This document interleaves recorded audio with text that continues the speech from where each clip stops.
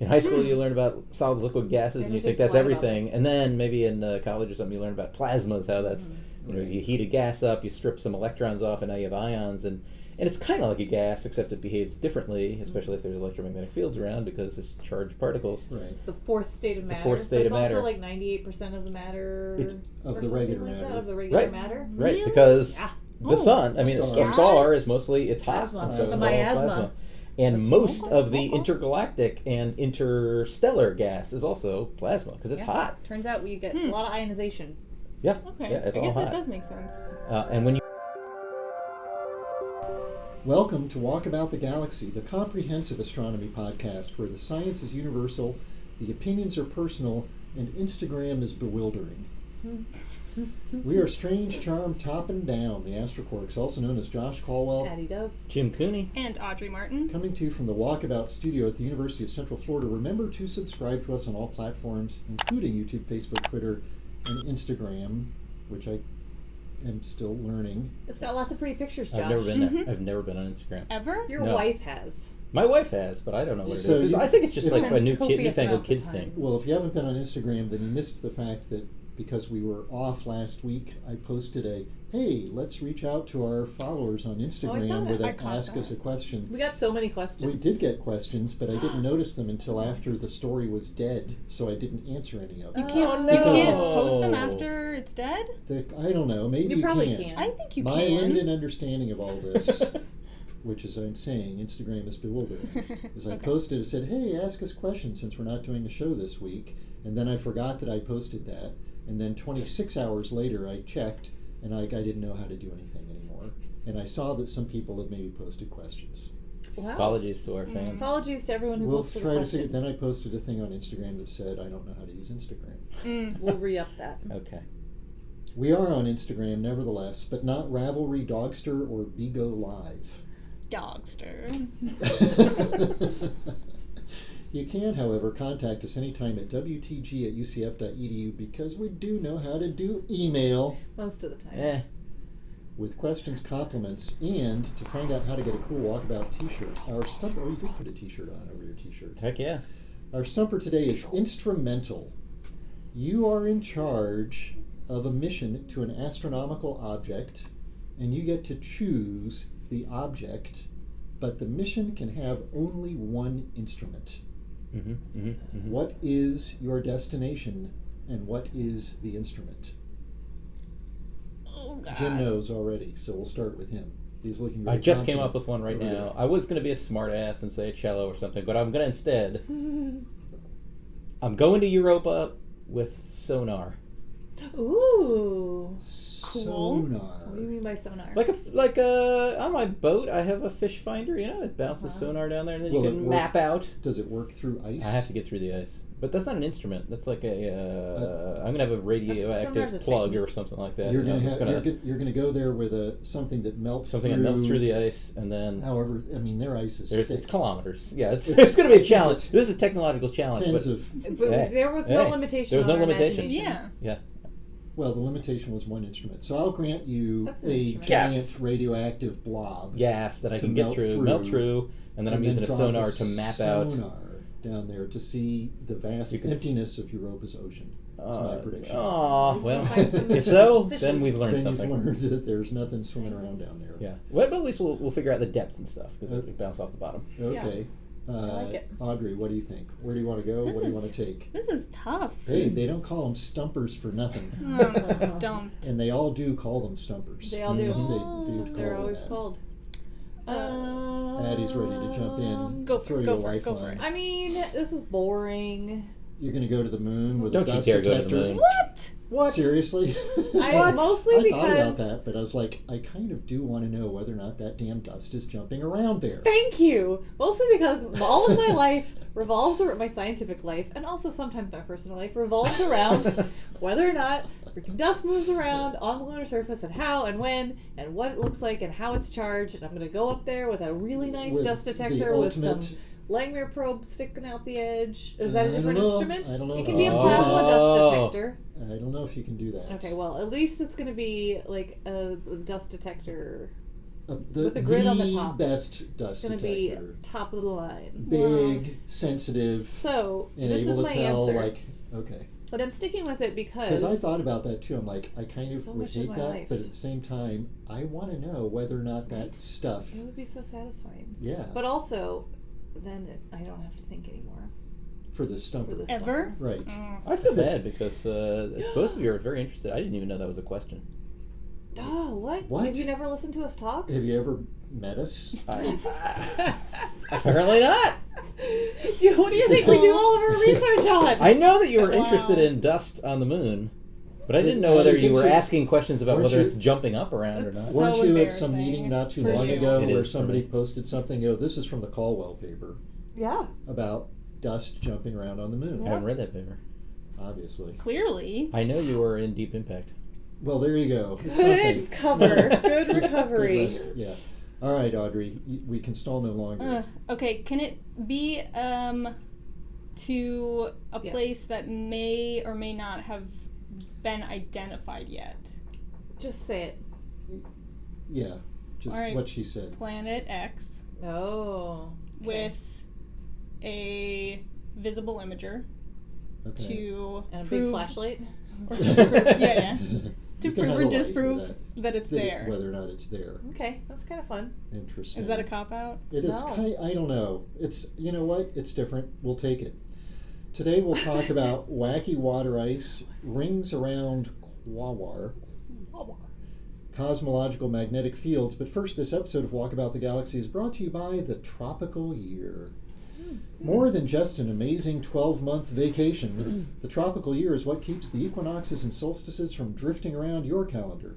This clockwork combination of the Earth's annual elliptical journey around the sun, orbital precession, and the wobble of the Earth's spin is your key to making sure your summer vacation actually happens in the summer.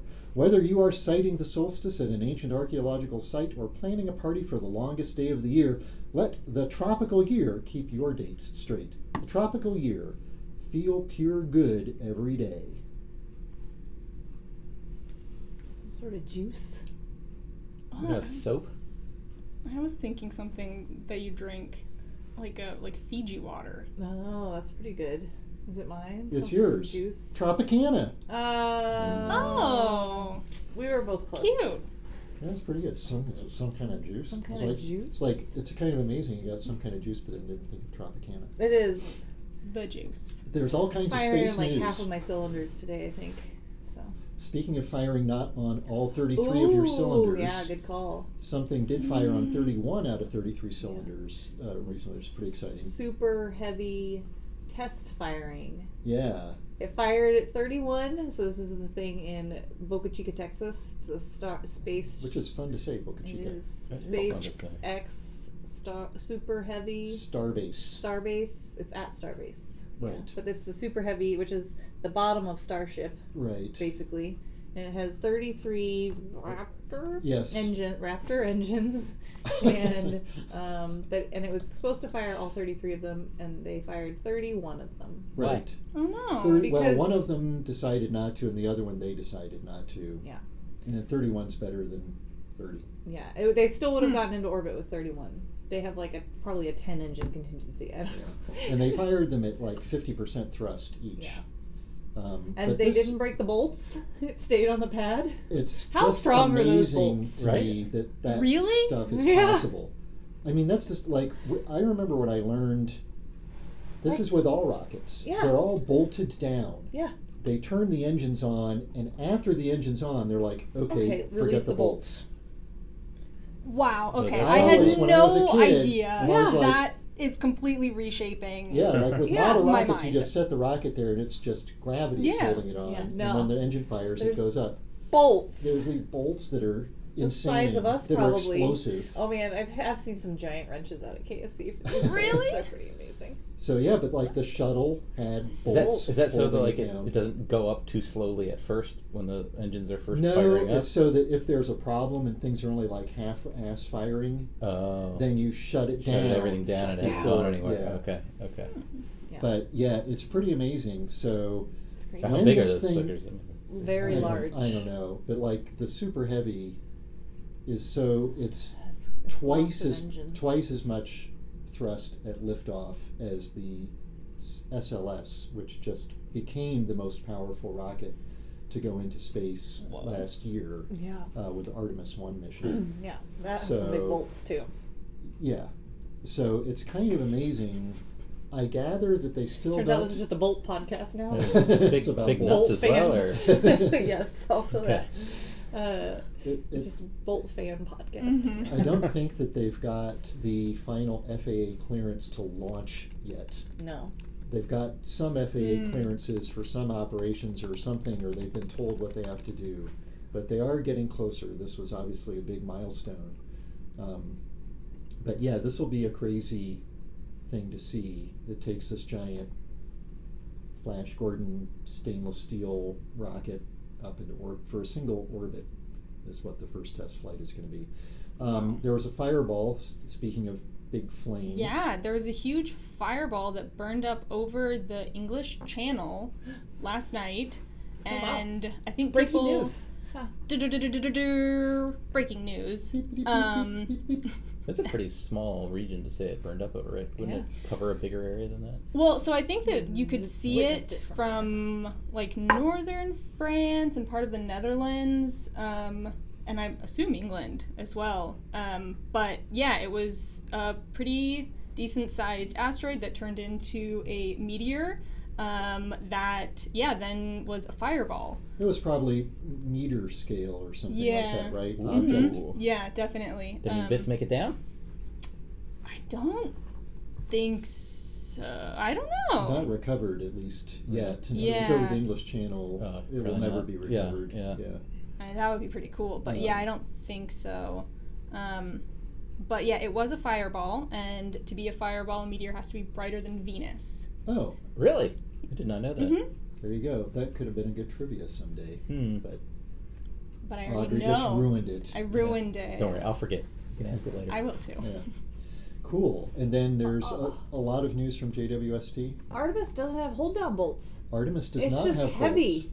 Really? Yeah. Oh, we have to It undo is our its amazement. own It is its own bolt. We have to undo our amazement. So there's one tweet I'm reading, which maybe I'll check my sources. Okay. That says does not have hold down bolts for launch ops. Pins will keep it in alignment, but it'll be the sheer weight of the vehicle holding it down during core stage engine start and multi-seconds of health checks before SRB ignition.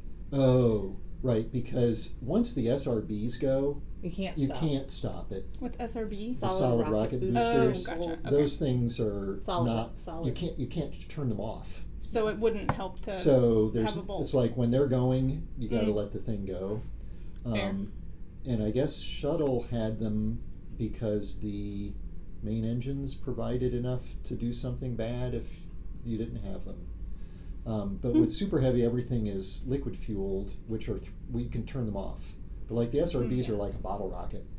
Yeah. It's like gunpowder. Yeah. It's like you've lit it. Cool. It's You're burning. going. Right. That's awesome. Yeah. Okay, thanks for checking. I was us trying on to find that. the size, and I found out they don't exist. 0 is the size. Wow. You found the size. That was I a good. did. That was a good real-time fact check. JWST corridor. JWST corridor. Oh yeah. JWST Corner. alley. Corner. Artemis alley. JWST corridor. Corner. I think it's corner. Okay. Anyway, what's in the JWST corner today? So much. There's a lot. Turns out it's been a busy little spacecraft. It has, yeah. One of the cool things is that they just released images from the DART impact that JWST was able to image, and I think they'll probably also do spectroscopy with it, but they pushed the capabilities of the telescope to its maximum, essentially, to find the Didymos and like lock onto it at the right time and everything. Oh wow! Yeah, so that was a pretty big deal. And they that DART was this recent smack a thing into a moon of an asteroid to change the orbit of that asteroid moon, and it did that, and JWST saw it. Yeah, That's cool. Yeah, JWST wasn't intended to track, so that's a pretty fast moving, not the spacecraft, but the asteroid itself is, because of where it is in the solar system, it's pretty fast moving. And so, it's hard for JW to track. it is. pretty Most big. of JWST's targets are astrophysical, cosmological targets. So yeah. And I saw something about like this ginormous spiral galaxy. Was that a JWST thing as well? It's like 500,000 light years across. Whoa. Compared to about 100,000 for the Is Milky this the Way. cannibalistic galaxy, or is that a different one? I think it was a result of an interaction. I don't know if it was cannibalistic or maybe more consensual with another galaxy. Distant young galaxy devouring its neighbors? Or is it a different one? There's been lots of galaxies. Lots of galaxies. So it might have There's been a tons of different one. galaxies There's out so there. many galaxies. Breaking news. Some of them Breaking news. cannibalistic. JWST discovers there are So many galaxies. galaxies. All over the Wow. place. Okay.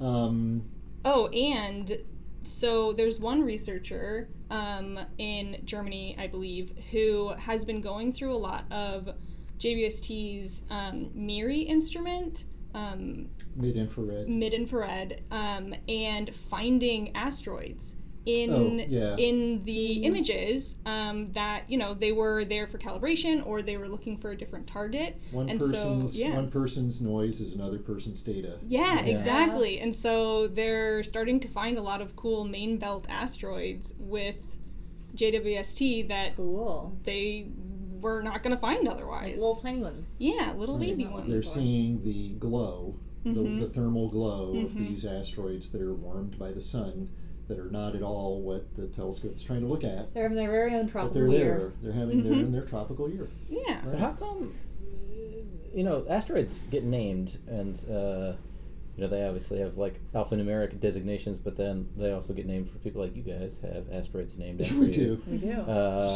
Why don't they do that for galaxies? Like for people that have Tim, do you want a contributed galaxy named after you? You gotta talk to the galaxy naming people. Who about names it. that? That's what I'm wondering. We can Is it probably still get the an International asteroid. Astronomical Union? Well, in some sense, you might say that this is evidence that the astrophysicist branch is a little bit more pragmatic is the perfect word than the planetary branch. And the planetary people are all about themselves. Yeah. Well, we are yes. great. Just Yes, look you at are. us. I Seeing don't stuff, get Yes, you are. naming, I want that named after me. And the astrophysicists are like, that is 397C-B. Yeah.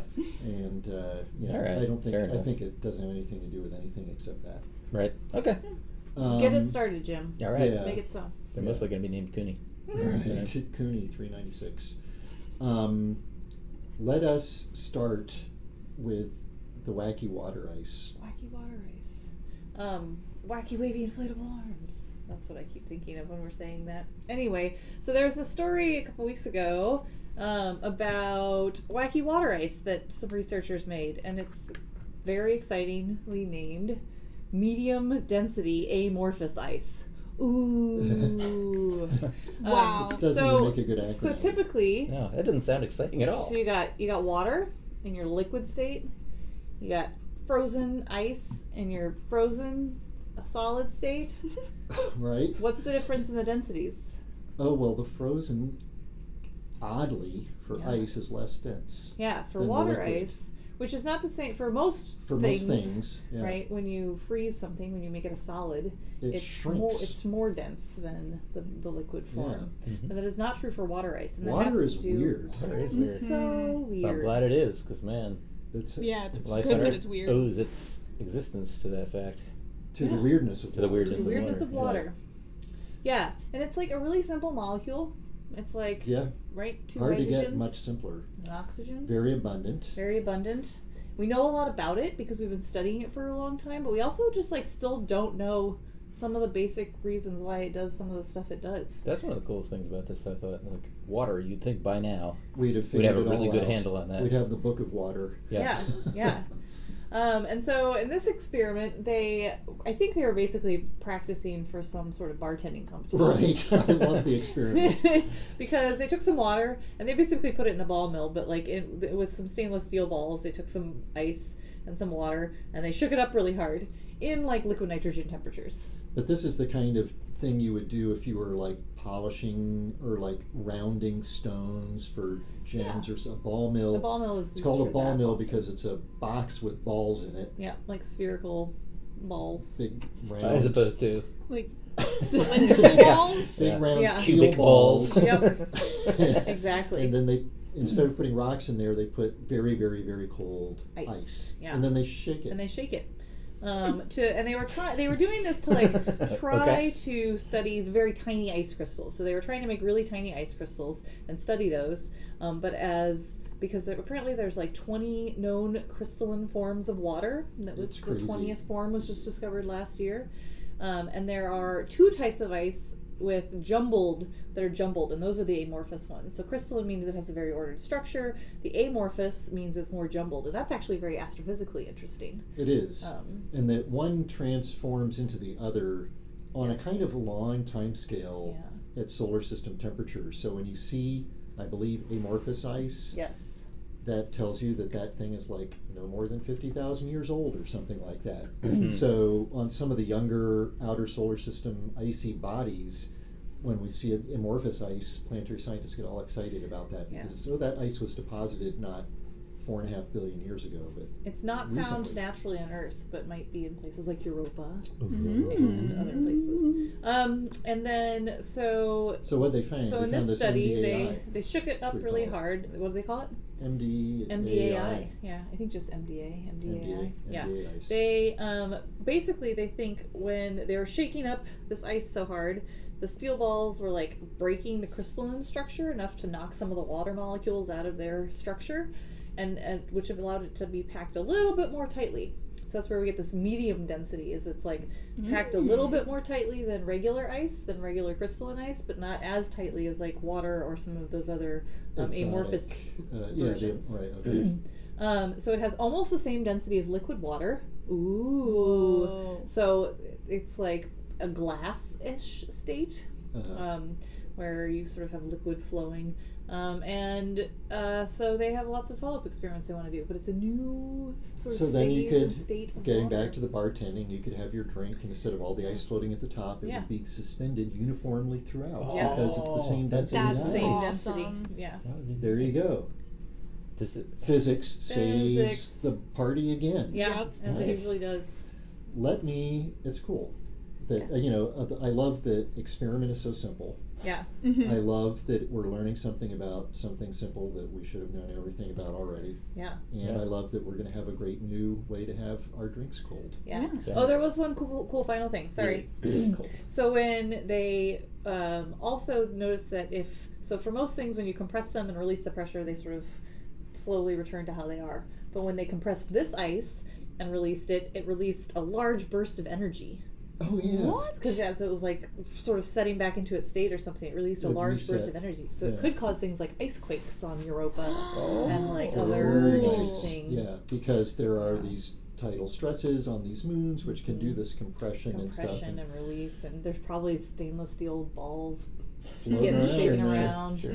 Absolutely. With a fish in the ocean. Well, find 'em. speaking about going to an object like Europa or Planet X or the Moon, that takes us to our trivia for this episode. How many extraterrestrial objects, natural bodies, not other spacecraft, have been touched by a spacecraft? Oh. Ooh. So, like we know, I'll give you a hint. We have been to the moon. So we have touched the moon. Have we? So things like that. Okay. All right. And it's so how many? The moon won. It's not how many times has it been touched. It's not how many times got the it, moon got it. won. Right. That's one object. How many objects? It's more than one. More than one. Yeah. So anyway, we'll come back to that. There will be some bonus questions No upper limit on the end on that. Still staying in our solar system. Okay. One object that, or one class of object that I'm particularly interested in is planetary ring systems. As we know, we talked a lot about Saturn's rings. And we have also previously talked about these amazing discoveries of rings around non-planetary objects. Yes. Or non-planets, because they're planetary objects. They're planetary objects. So the Centaur Chariklo, perhaps pronounced that way. The dwarf planet Haumea, probably pronounced that way. And a dense ring around the trans-Neptunian object Quawar, Quawar. perhaps pronounced something like that, Quaoar. And the That thing and is straight up a planet. Quawar. Yeah. Okay, it's big enough to be round. It's orbiting the sun. It's a planet. Calling it a planet. Great. Well, How big is Quawar? It is a radius of 555 kilometers, so it's just big enough. Yeah. It's big enough to be round. It's a sphere. Yeah, I think it's not actually round, but it is in hydrostatic equilibrium. Right. It has a moon, 80 kilometers across, called Waywat, perhaps, that orbits at 24 times the radius of Quawar away. That's closer in, relatively speaking, than the moon is to the Earth. What's interesting, there are several interesting things about this ring. So there's a new study here. It's there. Yeah, that's the most interesting, is that it's there at all. Another interesting thing is that our colleague and friend Estela Fernandez Valenzuela from UCF's Florida Space Institute is one of the co-authors on this paper in Nature that just came out, characterizing this ring. Now, I'm not going to go into a whole big ring thing, okay? Because I want to leave time for Jim to talk about his magnetic fields. But as you want to do. The sort of classic story is like, why are there rings around anything? Sure. Rings are made up just of a bunch of little particles, and those particles, the story goes, is that when they bump into each other, they want to stick together and make a moon. And they do that, but if they're too close to the object that they're orbiting, then that central object exerts a tidal force on it, the same thing that stretches the Earth's oceans a little bit from the moon, pulls those objects enough so that they don't stick together and they just remain as individual particles orbiting. And this distance around that central object is called the Roche limit, after Edouard Roche. And it depends on densities and things like that, but ballpark, it's sort of 2 to 2.5 times planetary radius away from the center of the planet. Okay. So if your planet is 1,000 miles in radius, the Roche limit would be at about 2,000 to 2,500 miles from the center of the planet, or 1,000 to 1,500 miles from the surface of the planet. Sure. So it's pretty close in. So if you're in closer than that, you're probably not going to accrete to form a ring. Well, guess how far Quawar's ring is away from Quawar? Is it too close in? It's too far out. Oh. It's too far out. 7.4 radii away. Wow. Instead of like less than 2.5 Where's the moon? radii away. So yeah, it should have wait, formed where a is the moon? Is the moon outside of that? The moon is at 24. Okay. Oh, so is it in a resonance? It is in a resonance. That's one of your other favorite things. It is one of my favorite Aww, things. it's so beautiful. The ring seems to be close to the 1-3 spin orbit resonance with Quawar, not in a resonance with the moon. Apparently. This is the same kind of resonance that the rings around Chariklo and Haumea, other small objects, also seem to have. So what's a spin orbit resonance? 1-3 spin orbit resonance means that the object is spinning one time for every 3 orbits of a ring particle, or it's the other way around. I have to check. Yeah, depending and you mentioned it's not a perfect sphere, right? No.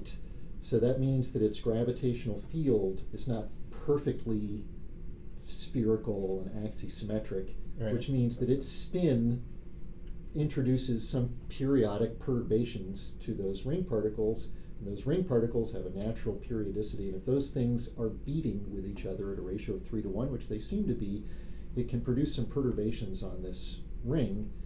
Those may be stirring things up and keeping them from settling down and accreting. There you go. Also, another weird thing about this ring is that it's very lumpy. What? Lumpy. No. Nobody Another wants a thing lumpy that ring. should happen is you have a bunch of particles over time. They should just sort of drift down to a nice, perfectly Is it a new uniform ring? debris ring. How do we determine that it's lumpy? Like that seems like the kind of resolution that we would not have. All these measurements were made from stellar occultations. Yeah. And we have multiple stellar occultations. So you see Okay. different And cross sections. it's very they did some very clever data analysis here So smart. to determine that the ring is azimuthally asymmetric, Okay. and more or less clumpy, And it's quite likely that there's all sorts of clumpiness going on at much smaller scales than we can see that is triggered by these resonant interactions that causes these particles to, like, I get together, I want to form a moon, but then that little moon starts messing up all the neighboring particles, so they go nuts from the gravity of that little clump and bang into other things and break everything apart again. So it's pretty interesting because we don't see that around the planets, right? The closest we see is the F ring at Saturn, which is right at the hairy edge of Saturn's Roche limit, like 2.5. Hairy edge? It is a hairy Right at edge. the hairy edge. It's a hairy edge. All right. That's so fun. It is fun. It's I cool. It's weird. wonder. Yeah. Do we think it's like a new ring? Do we think it's? I don't Fresh. know enough about like how long this thing could survive. Yeah. One of the things that's key for work that Addie and I do is that a key element of their modeling is the coefficient of restitution of these particles when they bounce off each other, How bouncy which is they something are. how much bouncy they stick. are at these low speeds, which is something we study experimentally, which nevertheless the authors chose not to cite And Jim's probably in their never heard of paper. it. I know about that. Is Quasar actually 50,000? Is its small body number? It is. That's crazy. Yeah. All the Its small 50,000 bodies number is 50,000. have a name, Did I have a just say name and a it's- number. Like I don't my know what mine asteroid's is. 29602 or It's something probably like like that. 37. Something, This something, this something. object is 50,000. That's Exactly. crazy. On the dot? On the On the dot. dot. Intentionally, That's- or just Oh, just it's No, gotta be it's a- right. It's in order. It's I know, but like maybe they were Yeah, like they could've close fudged and it. they I'm were sure they like fudged it a little bit. Yeah. Yeah. Anyway, Jim, crazy. take us Speaking out of to the distant realms. Asymmetries. I'm glad I served you up a nice segue. Yes, asymmetries. Specifically here, we're going to be talking about anisotropies. Ooh. But not of the cosmic microwave I background. think it would which just we usually be talk about. anisotropy. If there's just one an, it's just anisotropy. No. It's one word, Josh. Anisotropy. Anisotropy. No. Right. In any event, magnetic. Usually, when you're talking about cosmology, the big scale structure of the universe, you only worry about gravity. Gravity is the only thing that matters because gravity is the only force that's really important Over a big long over big, giant, long scales. Because the other big force in the universe is, the electromagnetic force is usually no big deal because things are generally neutral, and so but there are, in fact, large-scale magnetic fields in the universe. Our galaxy has a large-scale magnetic field. Why? Are there moving charged particles? And this is the thing. We don't really understand it terribly. So it's on the order of about a millionth of Earth. So it's like a micro Gauss Okay. or It's so. some sort of like normalized distance scale or something like that. Like, how does that work? Do you know what I mean? No. So Well, so here I am standing on the surface of the Earth.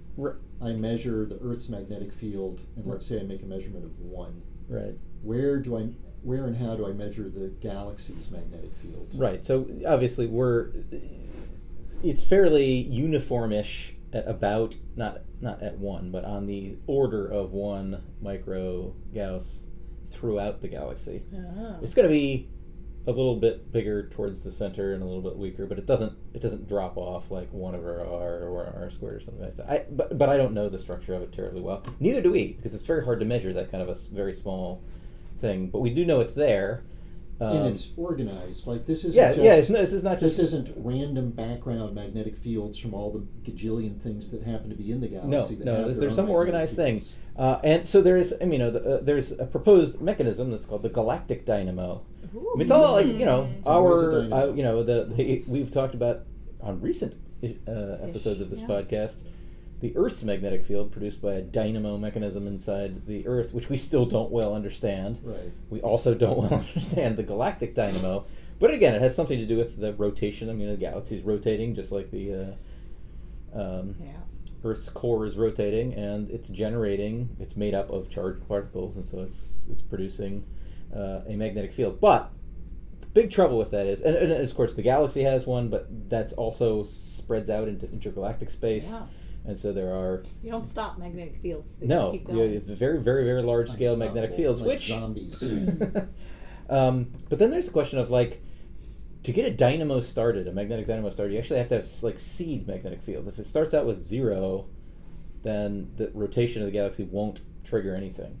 But if you start out with some kind of seed magnetic fields, then the magnetic dynamo grabs those things, amplifies them, and turns them into this big scale thing. So the question has always been, what the hell? Where do the seeds of this thing come from?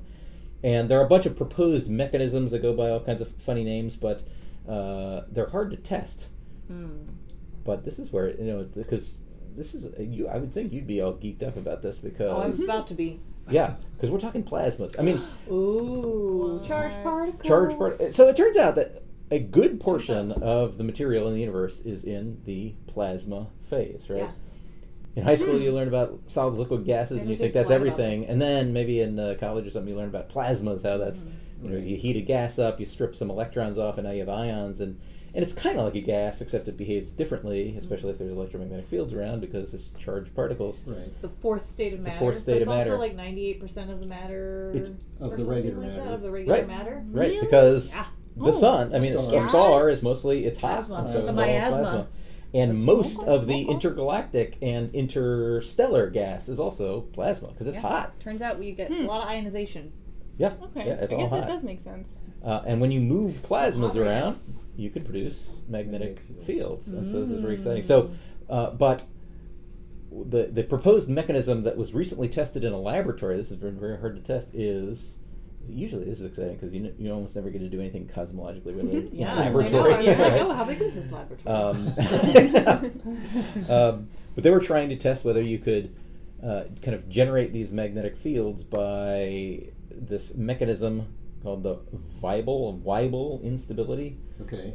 I don't know. It's basically where you have a plasma that is fairly homogeneous, Okay. except there's a temperature anisotropy, Okay. which I don't understand. You guys are going to have to help me with this. Okay. But it's basically, if you measure the temperature looking one direction through it, you'll measure one thing, and looking a different direction through it, you measure a different thing. So along the x-axis is one temperature, and along the y-axis is a different temperature. Because temperature is kind of measuring the kinetic energy, the kinetic energy of the things, particles, which is and so- three-dimensional. right, So that would imply that the particles have a They preferred have a direction right. of motion. right. So there's a momentum, but it's And not. they It's not will like have a preferred direction of motion if there's a magnetic field there. right. But we're starting off with With say, no no magnetic magnetic field. Okay. And by shaking With steel balls? maybe not with steel balls, but maybe with a supernova. Oh, the Uh, steel ball of the universe. shaking. That universe has got some serious steel balls. Yep. Then you introduce some more motion in one direction than the other direction, and it turns out that can launch, a kind of this cascade thing where you make these big here being millions of Okay, galaxies. so you have some sort of like non-electromagnetic perturbation to a plasma that has a preferential orientation. Yeah. So you have a delta, you have some perturbation function on the density, and because of that, a magnetic field is born. A magnetic field is born. Aw. And then you can grab on to that magnetic field, and then through dynamo, if you have a spinning giant thing, then you can have a grab onto that and make a dynamo thing, and you Because could fill the universe with these Magnetic cool fields. magnetic So, like, fields. if you have it seeded, do you need it? Do they all need like their own little seeds, or like once you have it seeded, does that help create them elsewhere? Or is I it, don't are we going to be taken over by a single giant magnetic field? Probably It's not. gonna grow out of control. Okay, I've been watching Interesting. too many of these But anyway. zombie things. They were able to finally, the paper that we were looking at was just they were finally able to do this in a lab. It turns out that's hard to do in a laboratory. You can't like Yeah. simulate what a supernova does or something like Yeah. that. So Really? they had to, use lasers to It's always lasers. to fire these things, to fire a bunch of energy into What this does that plasma. sound like? The lasers. Pew! Oh. Thank you, Audrey. Thank Very you. good, Audrey. Audrey Very def- good. and She she's knows. definitely not She firing knows. on all. I'm not. Not on all 33 cylinders today. No. She missed her laser Like, what does sound what effect sound like? cue. Thank you, Audrey. Thanks, It took Audrey. me a couple seconds Thanks as for well. getting my back. So anyway, okay, this is a cool. they saw it in the laboratory. They were able to produce it. So this is a Old potential. magnetic field There are a in the few lab. other potential descriptions as well. But anyway, it's a potential way that we make these big, giant Fun. magnetic fields, which is Right. fun. Yeah, but it won't keep your drink uniformly No, cool. it's That not. Weird ice will. It's not as Not yet. practical. How many extraterrestrial objects have been touched by a spacecraft? I'm going to go last because Oh, I'm dumb. I need to count. okay. Audrey and Addie are busily counting using their fingers. 8. Addie says 8. Does crashing a spacecraft It count? does, yes. Oh, I retract my statement. Yes. Pick another number. It doesn't have to be a soft touch. It's not like a soft landing and functioning on the surface necessarily. It's like we built a thing and that thing touched another thing in the solar system. 11. 11 says 12. Addie. Audrey says 12. Jim says, 15. were you Googling something down Yeah, there? or I just was looking using my at- hands. And then I Maybe ran it's his out of- toes too. That's He was what- looking down at the ground. Well, if we're not following Price is Right rules, Jim gets it. Yes. 14. Oh, I missed nice. 2. You might have missed Jupiter and Saturn. I got thought Saturn. Saturn. I got Saturn. Jupiter. Maybe it's Galileo Jupiter. probe. Yeah. And also, the Galileo spacecraft as well was deliberately crashed into Jupiter Didn't So count those- for the separately. same reason. So those count. That's just no, one. it's just That's Jupiter. Just Jupiter. But Yeah. Jupiter was hit by 2 things, the Galileo probe and the Okay. Galileo They hit by a lot spacecraft. of things. Saturn was hit by the Yeah. Cassini spacecraft. Mm-hmm. So your small objects are so here's your list. Mercury. Mercury. Messenger hit it. Oh, Venus. I didn't count. That was the other You one. skipped Venus. Venus multiple times. Mhm. Moon, Mars, Jupiter, Saturn. Saturn's moon, Titan. Then we have our small bodies. Eros, Eros. Bennu, Bennu. Itokawa, Itokawa. Ryugu, Ryugu. Comet 9P, which was the deep impact hit, Comet 67P, which was the Rosetta one, and then, of course, we mentioned earlier today, DART, which hit Dimorphos. 14. 14. Yeah. Wow. What is the longest, here's your bonus, Oh, what is I the missed. longest time that any spacecraft survived on the surface of Venus? Several spacecraft have landed and survived on the surface from the Soviet Union in the 70s. Yeah. Venera craft, weren't they? Yeah. Yeah. What is the longest that they survived in that 900-degree Fahrenheit hellscape? 10 hours. Hour and a half. 10 minutes. Jim gets it again. No! With the I'm on fire planetary, today. the I planetary remember reading trivia, about that. 127 minutes. Wow. Okay. Really? Venera Really? Venera 13 in 1982, first color photos of Venus surface, and first sounds from another planetary Ooh. surface. Oh, that's fun. Yeah. Like the pew pew from Mars. There you go. While it may have felt like hanging out on the surface of Venus for 2 hours, it was just another episode of Walkabout the Galaxy. Give us 5 stars and we'll give you the universe. Be sure to follow us on Facebook and Instagram to get all our updates, and check out our website at walkaboutthegalaxy.com. Subscribe to our YouTube channel and catch up on old episodes wherever you get your podcasts. Follow our Instagram stories at your own risk. You may be seriously disappointed. Follow us on the site that shall not be named. At walk_that_galaxy. And ask us questions at wtg@ucf.edu. Our theme music was composed by Richard Jerusik. Production assistance is provided by Logan Basinger. Thanks to our listeners in Arizona and around the world. Stay safe. I'm Josh Caldwell. I'm Addie Dove. I'm Jim Cooney. And I'm Audrey Martin. We're the Astrocorks signing off until the next episode of Walkabout the Galaxy. Pew pew! Roar.